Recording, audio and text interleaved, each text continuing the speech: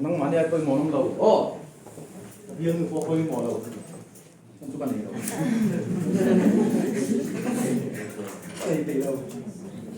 diệu nào thì rất thích tôi làm đâu đúng không rồi lên rồi nào đây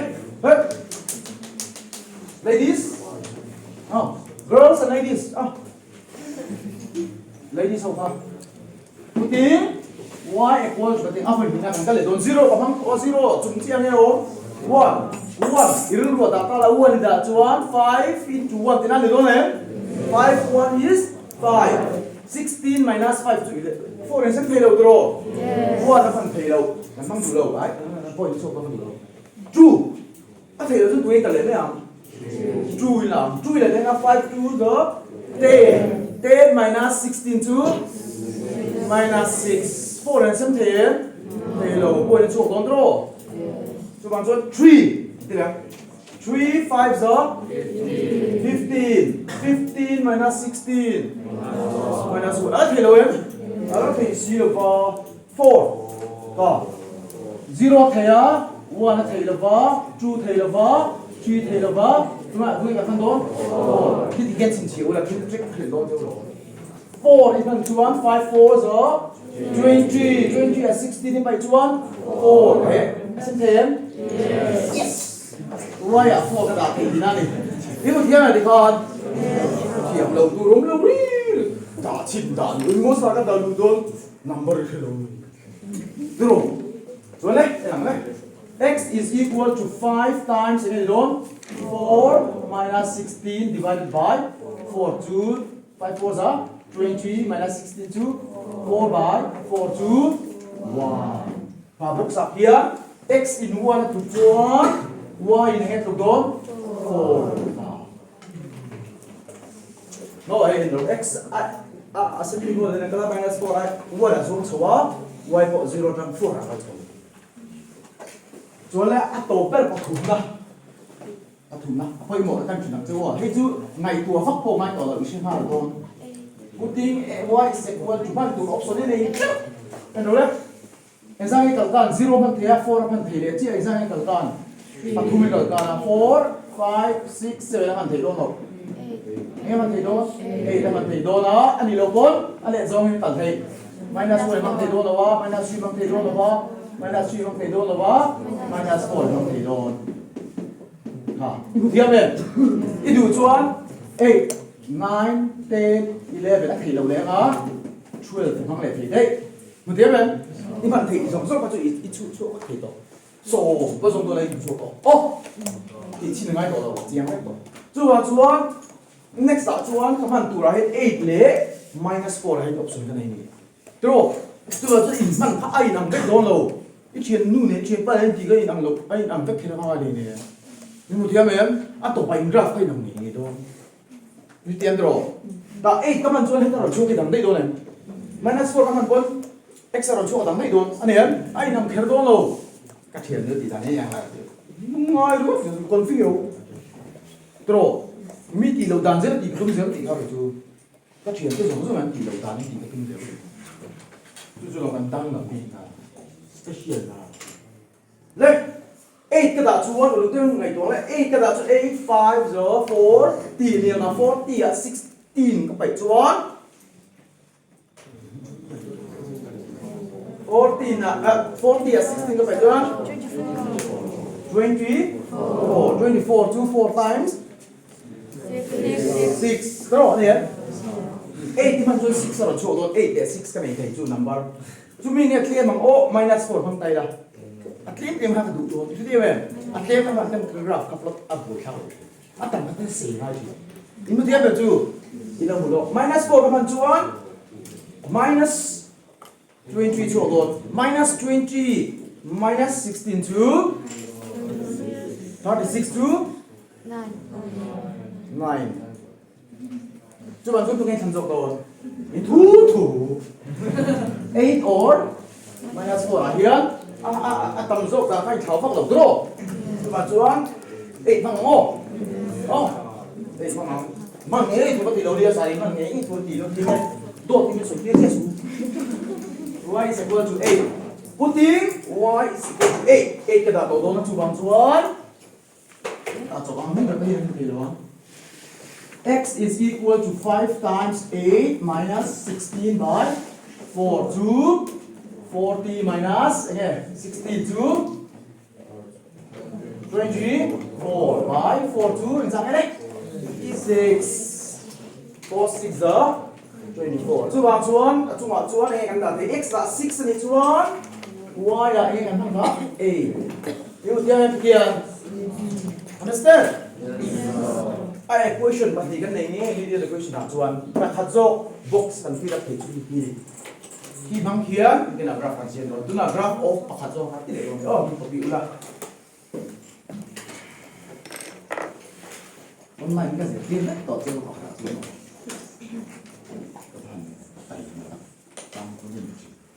các sự cách tổ chức nó chắc chắn là đi sao này đây nói graph of anh em này in process chúng ta sử dụng sắp xếp process dùng graph of 2x plus y minus 6 0 rồi ta lấy khi tạo thành cái chuan đủ thần tu rin thần phụ chuan đi thấp đồ nào boys 5 minutes break boys zoom lại thì hàng ô awal ka tanda lela tu ya chela akal electric can pass through water let tu na cho thì cái này nó graph of 2x plus y minus 6 equal to 0 aron da ata kia plus x le y can plus cái này về draw anh em draw cho bạn cho các hành của chu y cái thằng này rồi ngắt tiếng y cái hành coefficient này là anh em coefficient anh này là các hành dòng chuan divide 2 đô lộc thì nó này all sum tree anh đâu đâyดูthành thầy tin gì hả đây cái gì đấy anh đâu x là y variable các chi chế anh thiếu đấy mình tin này cách anh thiếu cái đâuดูcái thằng đóดูdòng nghe ama công tiêu rồi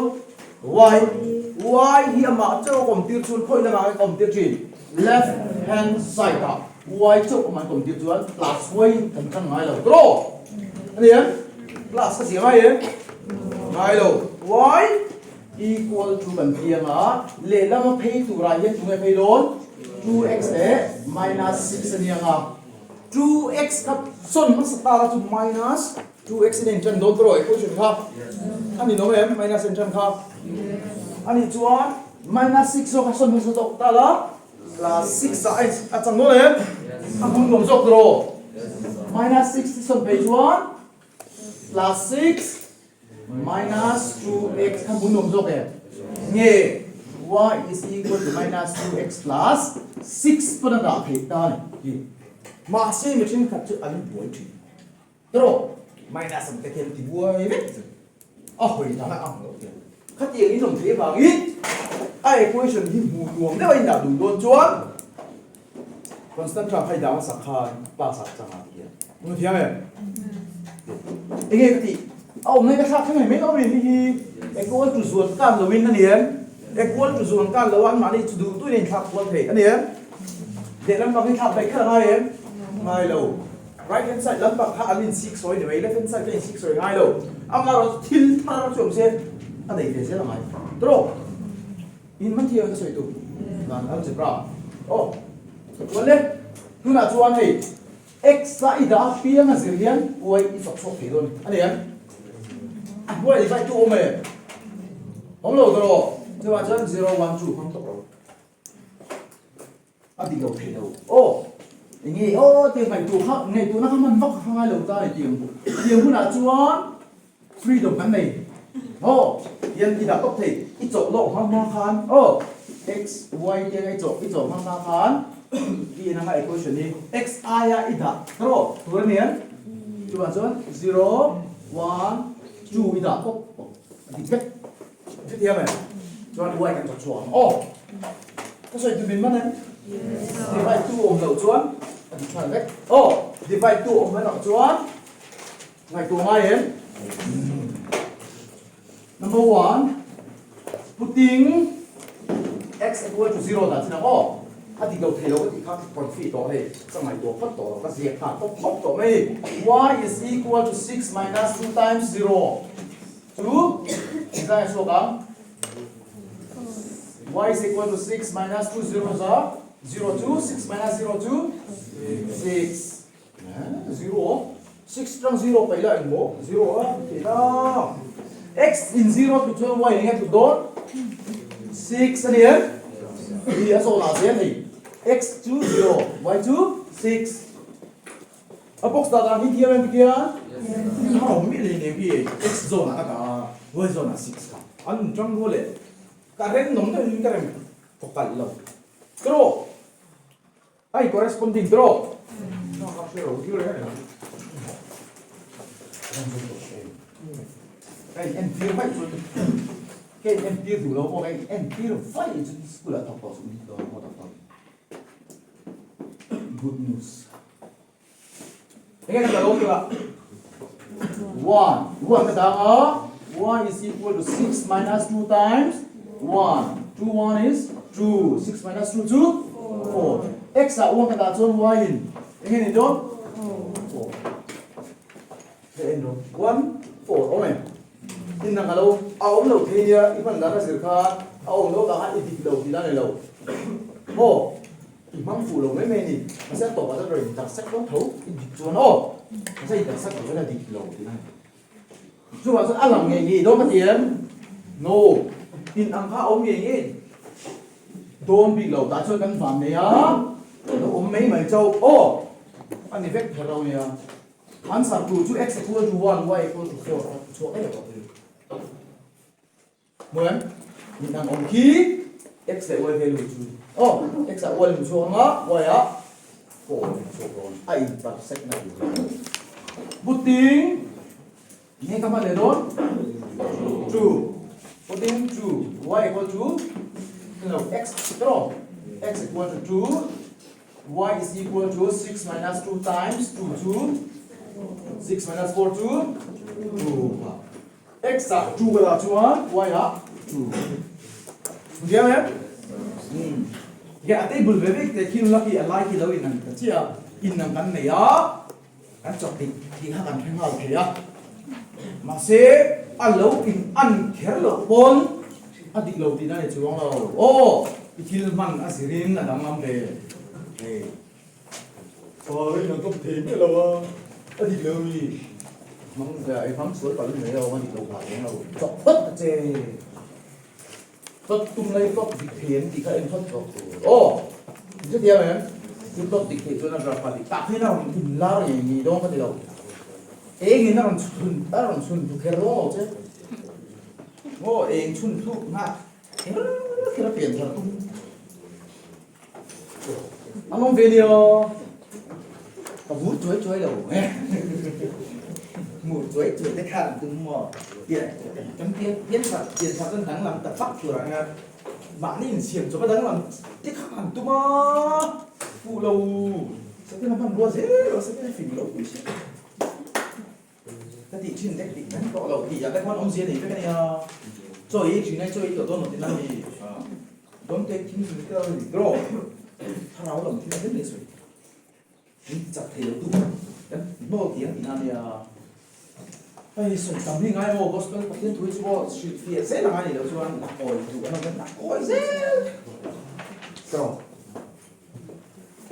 đặt coi thì lúc cho anh xem phim của ngay cho anh sao ra con về đi em nghe soi chân mô ở đây lúc à khi lâu anh ấy đâu biết mấy coi chuyện ring tụ cái này đâu à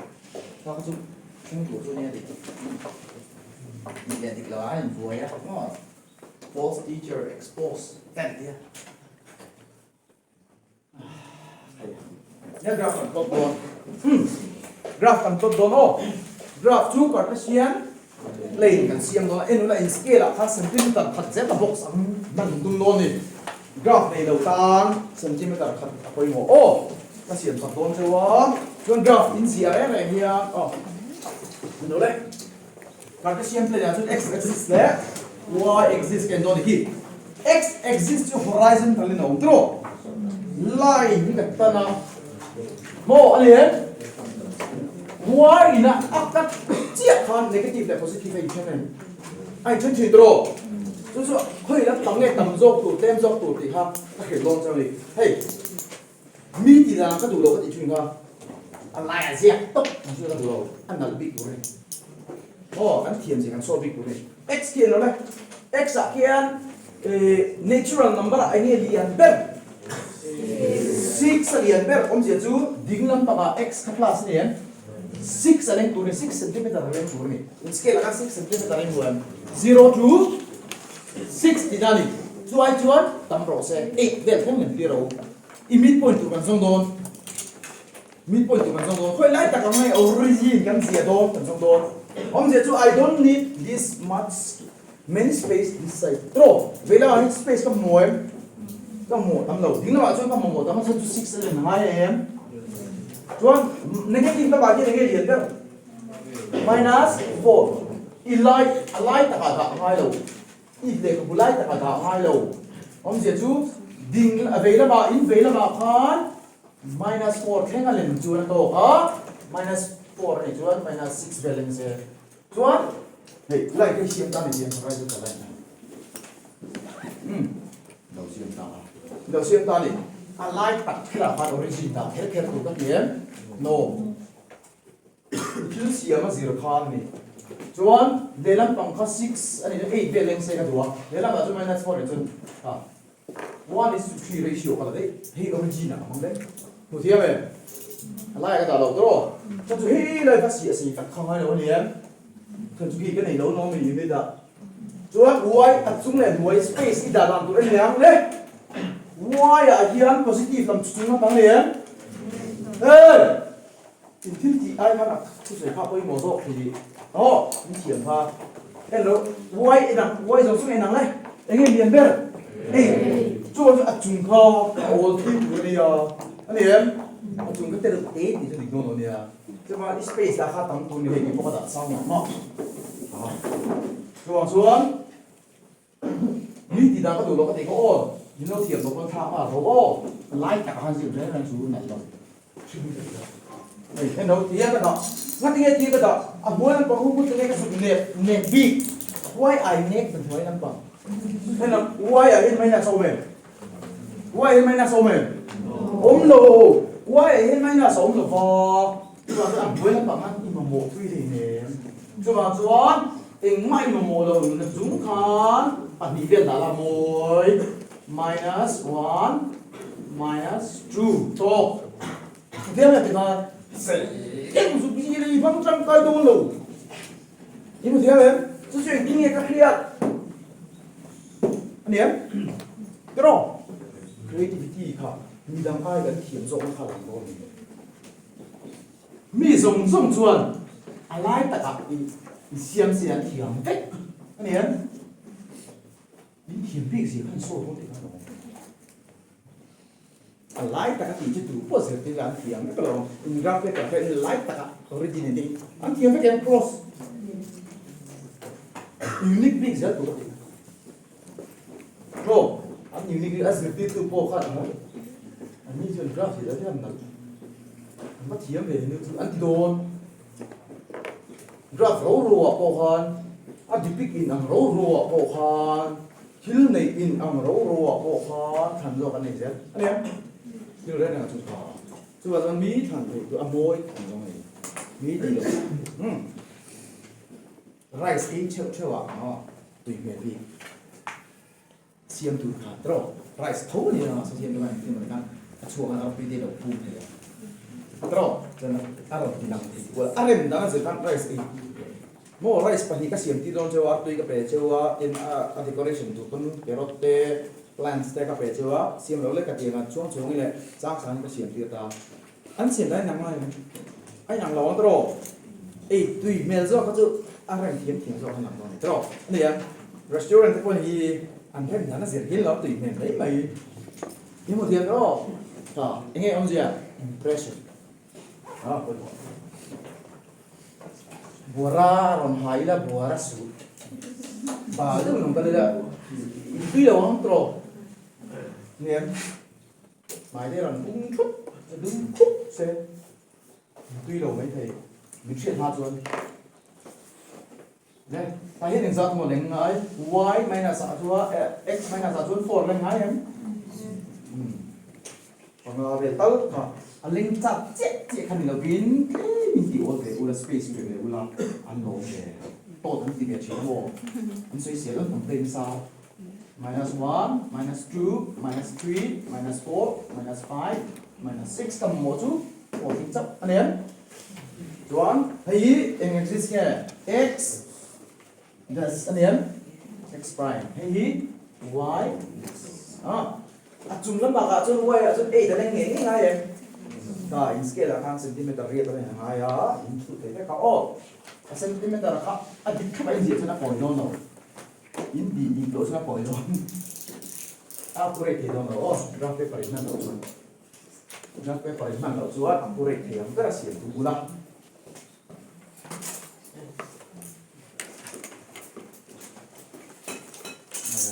siam chok tadi lo ni accurate tu ni exam na dengan bisa dah tipe set web lo ni siam ka siam ang dia siam tu ni tan lo ni na siam lo ka ti lo na 4.1 dia dah in le kabu ratio na di da kan siam ka sa ti don zo ni in scale lah kan lain kan ai siam ka lo me tro dot in pencil ka zoom ka mang ti dot zoom liền cũ sụp xe hey accurate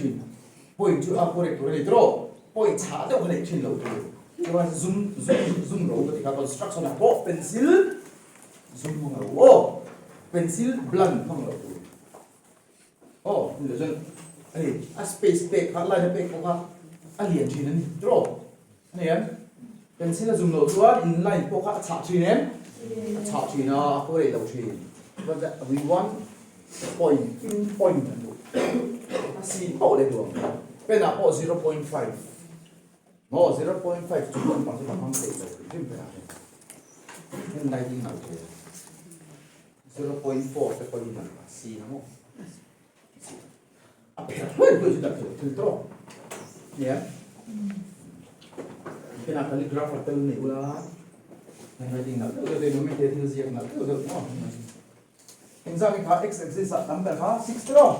1 2 3 4 5 6 7 8 18 नंबर दिया है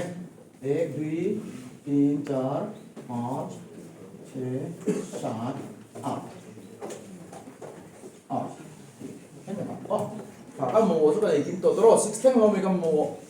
cho bạn số 8 cái bắt thành kia về mấy Mizo là chúng nó mặc cho này là nghe tụi này rồi số tiền về thì siêu này 1 2 3 4 5 6 7 8 9 10 dos एक दुई तीन चार पाँच सात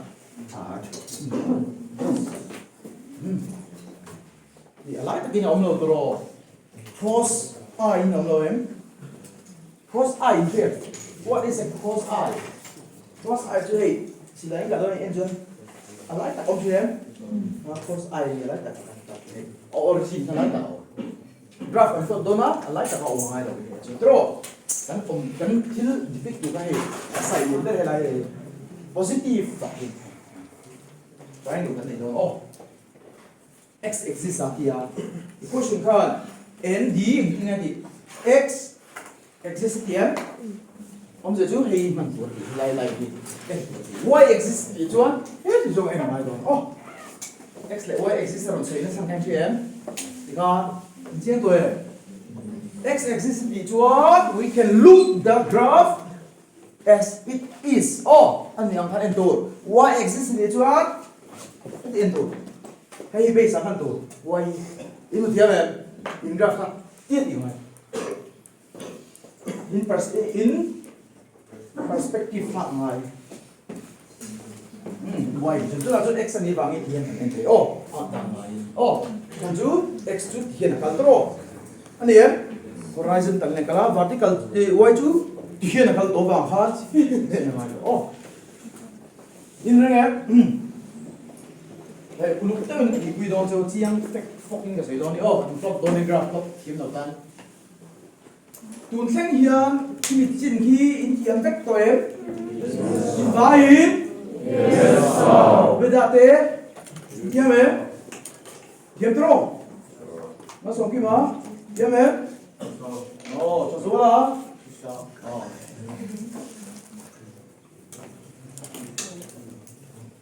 เรียนดีกันเทียมตัวง่ายเทียมเราต้องใส่ใช้เราตัวโรเทียมเราต้องใส่ใช้เราตัวโรมีดีเตะสากละมันเจี๊ยเราบ้ามาปอยงอที่เราภาษาละมันตีนี่เราเป็นตีเทียมเราตีให้เฟรชโว้โรอินเชลเราสู้กับไอ้โจโดนเราจูแล้วฮาวโดนเราจูรันจักสู้อินเทียมเราถ้าเทียมตุ้มเราโอ้เราก็รู้ตาเราก็อมโอ้น้ำมาดิเทียมหน้าเนี่ยตรงกันมีเราไม่รู้โมเราจวนหาเราไม่ได้เทียมตรงเนี่ยยินมาหมดที่เป็นตัวมาสุดเตะอมไล่มันนี่ซุ้มเราสุดเตะครับมีอะไรอย่างมันสอบเป็นกันเป็นตุ้มเด็กแค่บูเต้นเป็นอะไรเด็กที่ตัวini dia yang ju, orang lain kalau kita gimana lo, ju aku lihat harga tiga, foto dia, terus, gua bawa vele ni dekat tu, ni belum vele aku buat saya dekat, ini Mizo kita apa ni, leh, enak leh, X itu yang kalau roti, ini X apa yang kalau roti, minus 40, hey zero hi, original yang dona, X cuan. minus 4 orang tahu roti cuan tinggal mana yang kena bela apa yang minus 4 mana zon ini ini mutiara jika tidak kau tak kayak pensil kah wah ini kau yang kalau roti zero orang coba jadi coba itu nih zero zon ni kah kan coba kah aku ordinate itu minus 4 zero ini dia kita ini minus 4 ini kau ini luar oh anh ông ta cả tóc chắc chặt thì còn ôi cái kia mà tôi để lên đấy x xin quên hay là bao nhiêu tỷ buồn thì chuan tính là bao nhiêu cái sản phẩm là chuan các khách tôi one two thì y ở trên này đâu cái nào ấy nó bao nhiêu tỷ 4 plus 4 thì chuan nó trổ luôn này 4 rồi 10 về phải à tiếp về thì số phôi nó này n đâu x là chuan phôi số là nhiều 1 y là chuan phôi số là nhiều 4 1 4 itu dia men tempat tadi dia men luang dia thiam hi luang pro list hi thiam an luang nó thiam lão chứ tùy thế đâu chuan chuan I am here for you firehouse kan kal tu ero ka kal ka chang lu tu ko mo ba ta kha kan dei tu kan nagal le nan thina nagal le na khan an lu tu khan lo chọc tới nó một tia rắn một cái khăn lỗ xe mình làm mi trên căn Mizo rắn chơi ai chơi này là thì rắn thổi thì nó thì không lao lên mà nó cần chủ đồ không tệ và nó sao nó phản xạ phải cái gì mà nó trong số của nó có thể thấy được hắn tạo tôn chính sẽ rồi các bạn rắn khăn lỗ xe phải house kan nhiều đâu phải house chuyển cho bé đó mấy thế nó sẽ nên sẽ về tập thấu à, má là classic, cái sự thay về thay giống về mấy thế à, oh, you are my religion, that's not hả, when I look into your eyes, then I look, oh, I am here for you, okay, rồi, anh đặt bao nhiêu phải học start có một last song đấy, khá lẽ, x à, những cái bạn lấy tốt, x thì phương nghe nó có gì, six sao tân lá gì này thích tôi ấy, oh, cái thích tôi x Why the phone loan? Why? Kung nga ito ng loan? Darong soro.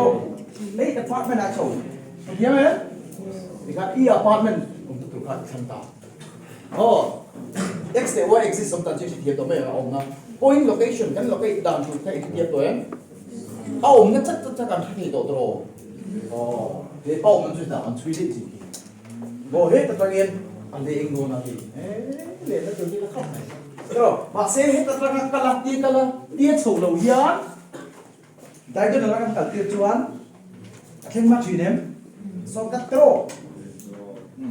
hay là trong hiền khi lại chầu đồn tay là đổ hay là cල් tay là nghe không thì cho hết là cl là phụ là hết tại là phụ chút điểm này có sao vậy direct chuẩn hai dòng hết trâu niệm đây dùng thế xem theo anh dùng thế mà sẽ inline suy các cái đằng đấy cái số ô thiền nó nặng anh à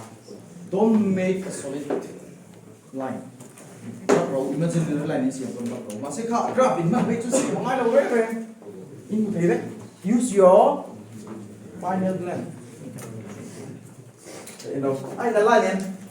is it a line yes in a line có anh pencil pha zoom thế ô zoom nó rồi thì space khá ổ về thế anh make xong thế à rồi à cô lên đầu thì này à point chết gì là section point khác thì nó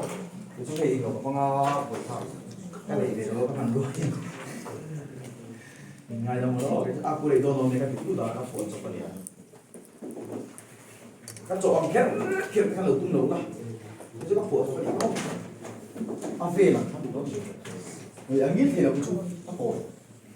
nó ắt lên đi ngay đó mày đâu cái chú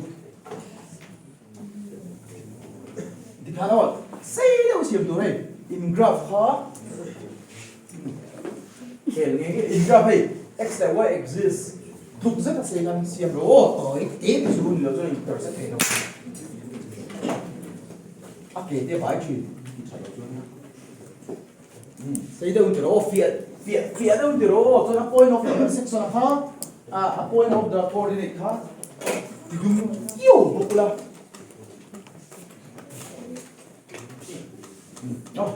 biến đâu rồi thì dùng ăn nhiều với nó làm sao rồi xem xả đâu thì rồi tôi tập ở xả túc sụt cái đó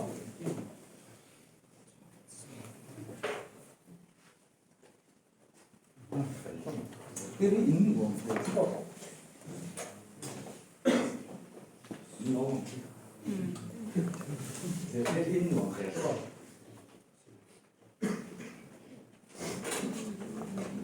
dự tiên nó mới lớn nó gì thì to bán xuống do các con này nó chỉ có tung lờ ông lê tất dream mua là các tiền ta chôn thả cái cái sinh vị rồi cùng là anh không về nhà biết sao đi đâu mà cùng bảo con nó mà anh thì chẳng ai đâu mà thấy anh sợ lúc cả quản lý về chỉ cần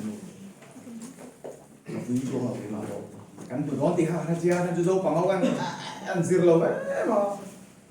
các baby là cái có cái thả đó tiếp là anh mà anh ăn zero lâu chưa các phụ mai lâu các phụ bị lâu tụ ấy tụ lâu nữa là các bạn mình là cái sự tiếp tụ ba cái sự tiếp tốt bao là sẽ là tốt bao thì các bạn chú thiếu là sẽ quên bộ các hình mà sẽ cắt tầm quy tổ chú tiếp rồi nó mà đi cắt tầm nó em quy đầu anh phu lộ trang này chuyện này sẽ lại một bộ rồi à phu rồi thì kiếm tiền đồng khăn họ đồng khăn nên làm chỉ làm phải s hồ là class à sự tiêu trả cũng được không để chuyện này rồi thì thiên diệt tiêu ngay thật đúng biết là học với biết là nó chỉ xét ra chuyện diệt tiêu tay nghe tay lâu rồi tìm là âm về mà ít ta chọn có phải là bọn chị có cái mai sang rồi ô đấy cái nào cô để làm bạn thấy tôi luôn Chuan at chung con scale là 1 cm is equal to 1 unit scale ini cm thật rất là unit thật là mang giấy lên box ka graph à cho bạn nhìn rồi mà sẽ chú ý graph chỉ chú cảm năng tiêu toán một chú ý graph của chúng ta không phải chú thì áp dụng thì in textbook có mình cái chuyện in kia đó in graph paper này in người hay thì lại các cm thật rất nhiều maka unit thật ngắn là đâu nếu ta chọn cm thật rất này chỉ là đó nên là câu chuyện này nhé chúng ta unit gì là đó cho nên cái gì x equal này chúng ta nói thì 0 này nó thì yêu nó sẽ thành hết 0 rồi x axis sao rồi thì y thì cái gì 6 around so what tiền x in chụp hắn đâu thì nó có đâu biết nào chụp mấy đâu không nào rồi rồi để x in thôi cái phật chúng nó mà cái phật one rồi chúng nó mà cái phật chuan y phải cái phật về 4 cái là gì đấy anh ta sẽ cái gì đấy mình không rồi để x in thôi cái phật lệ chúng nó lệ hay là rồi y cho mình đặt chuyện mười này là gì anh đặt sách đó này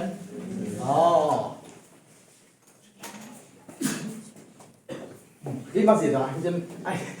aku rầy rồi mấy mình ý phát chú hai chơi bỏ đâu ra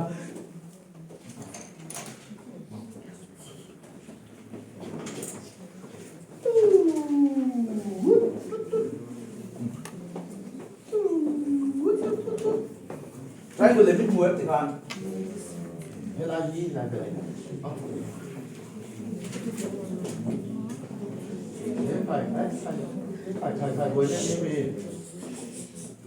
Nghe.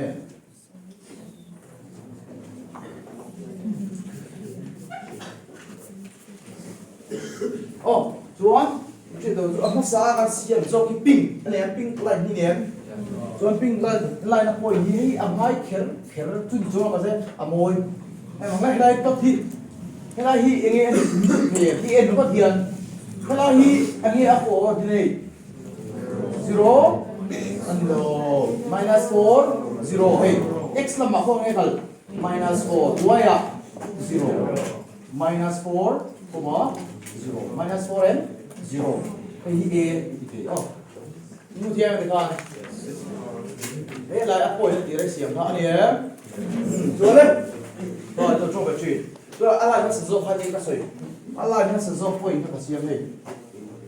rồi anh lại phổi cái xiêm này nó b cái phải đâu này b in hi áp phổi đây tiếng nghe x a 1 y a 4 1 4 thì là rồi mình này graph b chứ không là mình chỉ là draw cần risk đâu nhé rồi hay hi lẽ có c cái tiếng lại phổi như c cái đâu này Chuan point C go để đi nghe lo đó C chú coi ang nghe o mình chỉ để bé ba cái chuan x a 6 y a 8 6, 8 x là y cũng đã exist sorry in dia mà kan in mana hết tiền x là bảy cái là mà chuan y là bảy cái là cái là mà ý không location cái gì anh em Poi mo si so kalla ne ka poi mo speed ka mong ti ko đây là bằng số đây là bằng số cái này chúa lại poi ní nghe lại poi ní x à chúa bây giờ nghe 0 y à 6 p 0 6 cái gì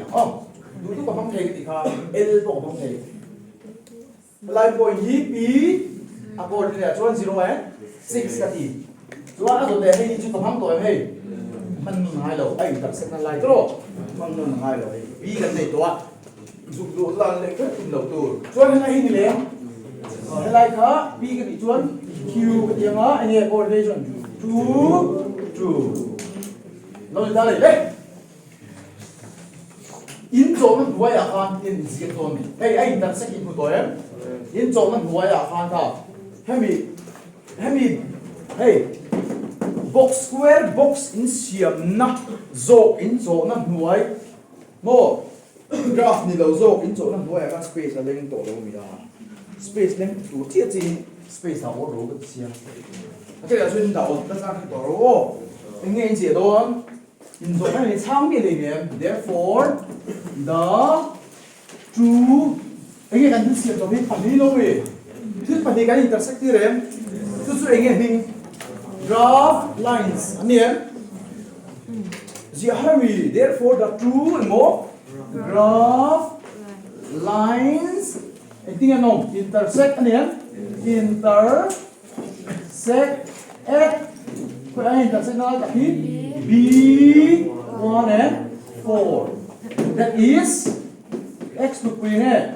1 and y to quy 4 x là y value vẫn giống như vậy linear equation in two variables x là y is a 4 of us inu thiam mẹ các phải in đặt tên lâu rồi thì chỗ thành chuẩn rồi nó phải hiện ra cảnh bao lâu nào rồi nó phải hiện ra chuẩn graph chụp trang phá làm rồi không chừng this is the first answer answer hạt giống này em thì cha mark hot mark thì làm lâu rồi mark chụp con xia mark thì là ngay em chú determine thì làm gì cả determine the vertices of the triangle form and the x exists in the right x exists x is zero up point end point để hay lại này ta okay triangle in siam ha thì hệ người can you see the triangle here x exists a triangle in siam in the other y exists in each one you have to use this line here x exists at one zone can be found in here this is the triangle form inside the graph so vertices current the lang ro ati choni ko juni chia chuan vertice chu ko soi fia to vertice chu le emi ka line le line to na zel nem dro h le h in to na angle siam na kan yam these are the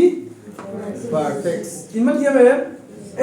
a triangle how many vertex does a triangle have 3 hey line pakhat in zone na chu pakhat helai in zone na chu ani helai in zone na chu pathum we have 3 vertex chu ba chuan hey chu kan aming nan chat oxide an hey kan pesa dro a minus 4 and 0 b 1 and 4 hey kan pela ni vertex min zo sia pq isiam chu ba ngai ta pakil pakhat dai de lo siam chu ba ngai chu dia wen ka vertex chu ge x a khoi zo nge 3 0 de dio x a khoi zo do 3 y a 0 x a chuan 3 y a 0 ha a ko ri nei kha imu dia wen ka ni zon chu ngai la ka chu wang chuan a question sa dan tu chu a graph we chang to thum dia wen a question chong om kha ni ko chu en lo chong om je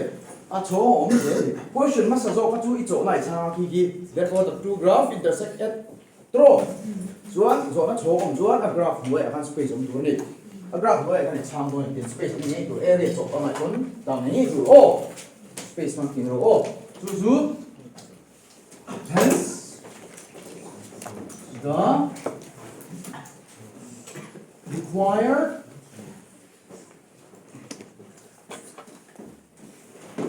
vertices are required vertices to a minus 4 comma 0 b 1 and 4 chuan stop era n again do r 3 and 0 kan ma ha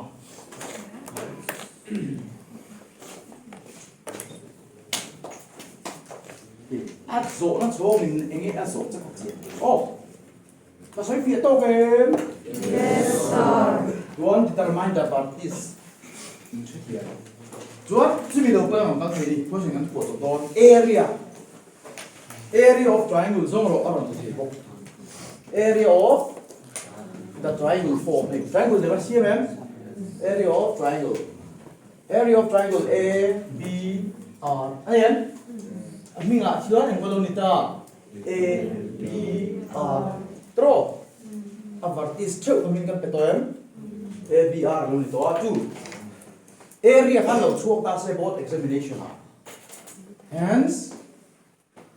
that vertice zone ro vertice zero ati lo kon ngai ron chuak he area ron zone ka chuak he hence area of triangle the triangle ABR equal to triangle trim formula here half into base into height half into base into height the area of triangle formula chiang em cái lầu tour cho nên a figure end đâu x exist at here ấy a base 2x à ông luôn chia ra đấy 0 căn thân z to 0 1 2 3 4 5 6 7 7 ato